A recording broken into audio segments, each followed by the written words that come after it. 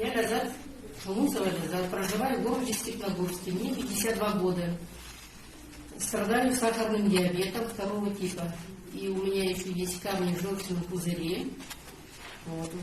В августе месяце, получив информацию о бальзамах Global Trend Company, о концентрированных бальзамах, я начала принимать эти бальзамы.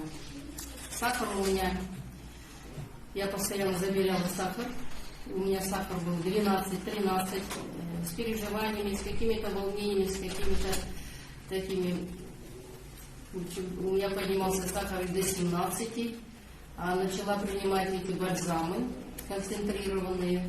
В течение месяца у меня сахар упал до 9,3. Это очень хороший результат. Я только пропила месяц бальзамы. Хотела бы сказать,